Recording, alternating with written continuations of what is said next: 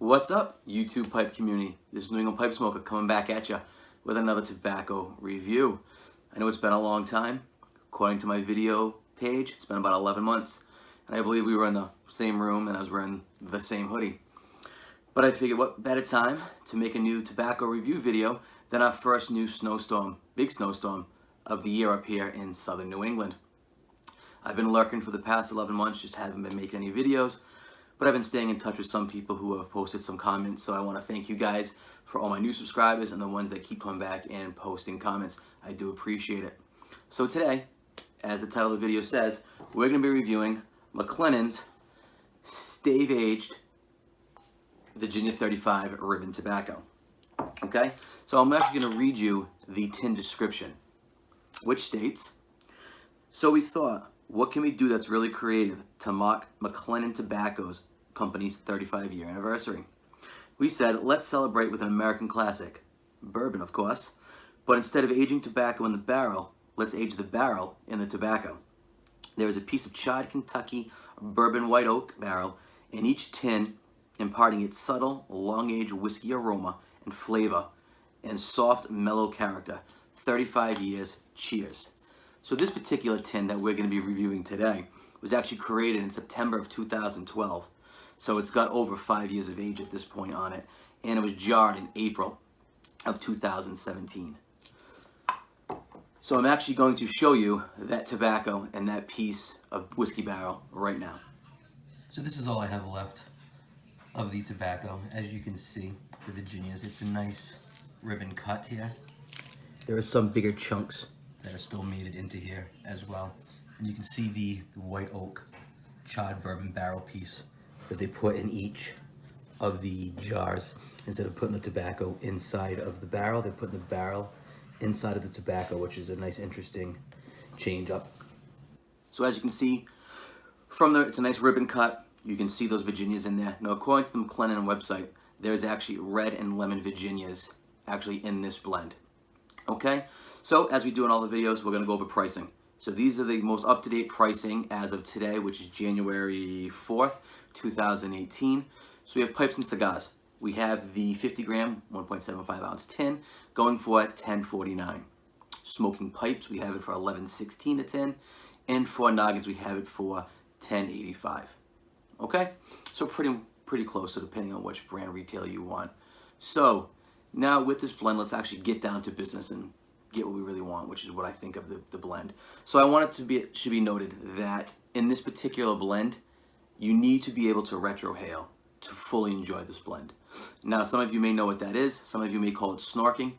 For those who don't know what it is, that's actually when you take smoke from the mouth and you actually exhale it through your nose, because you're hitting your olfactory senses, and that's really where you're going to pick up a lot of those flavors that you're not going to get just by keeping the pipe tobacco smoke in your mouth. And if you're interested in how to do it, I have a really good video if you guys want to message me, or maybe I can leave it down here in the bucket for you, and you guys can actually have a nice video on how to learn how to retrohale and the benefits of retrohaling.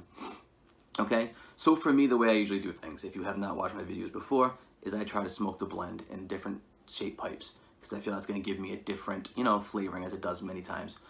So for me, for this particular blend, my go-to pipe, which was my Goldilocks, was my Savinelli 101 straight pipe. For me, the way the walls were, the pipe was, etc., that really brought out all the flavors for me. And I also smoked it in multiple different pipes, but the other blend I'm going to be talking about for this particular review is my Savinelli 673 bend pipe, which is going to be like this one right here. Okay, so it's a half bend. So we'll be talking about that, but mainly my first, the first review part of it we're going to talk about is from the Savinelli 101, and for me, that was the pipe to go to. Okay, so right on the forefront, as soon as you get that tin note, you get that bourbon, you get that woodsy, and you get that vanilla flavor. It's a very, very, very pleasant tin note. Now on the first light, the smoke had a thickness to it. It reminds me of a molasses, a honey, and a vanilla. Very enjoyable. All right, it was a nice, bready, chewy smoke upon first light.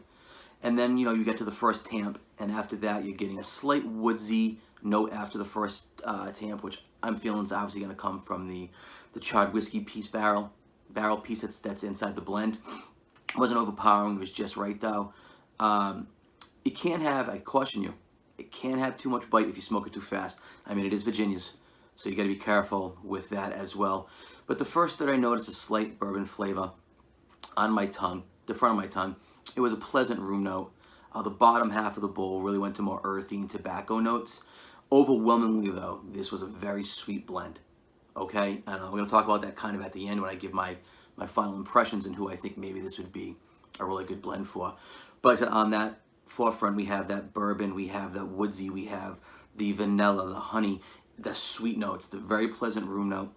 So people will enjoy it, you know, if they're around. Then you can go to the bent pipe, which is at 673. So as it happens from time to time, those flavors tend to shift depending on, you know, what kind of pipe you smoke it in. So as I told you about how sweet and how enjoyable that was in the 101, 673 was different. There was an underlying sweetness, don't get me wrong, it was still there. You're getting those Virginias in that bourbon, so you're getting that sweet, but it was more of a tobacco, woodsy, bready note on the 673.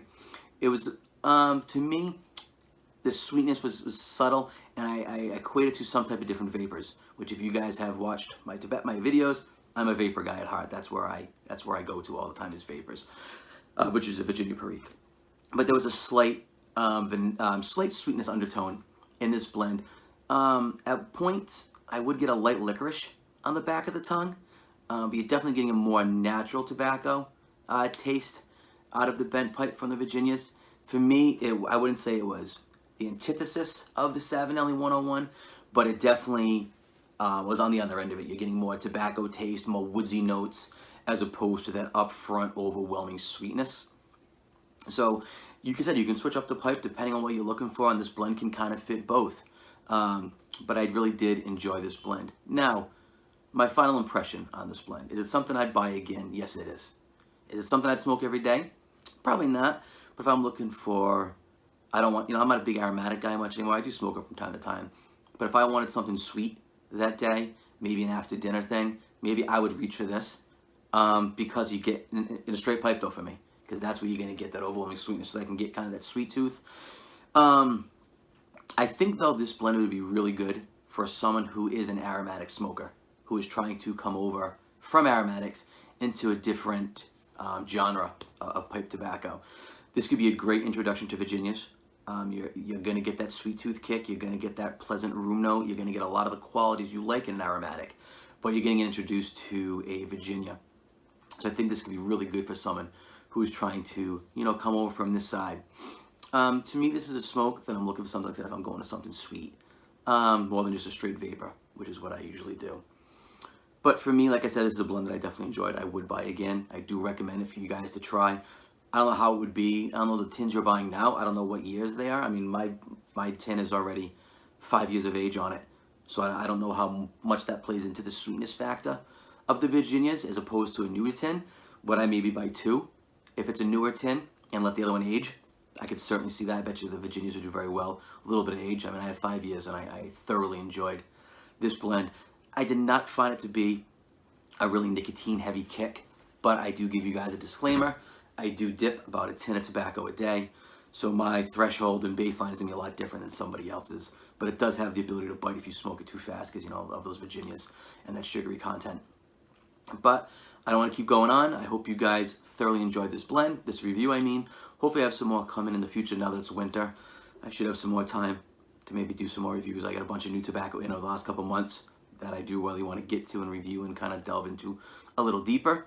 But again, if you guys have any questions, comments, if you love it, if you think it sucks, please let me know. I greatly appreciate them. I try to get back to all my comments as soon as possible. But once again, this is New England Pipe Smoker. Thanks again.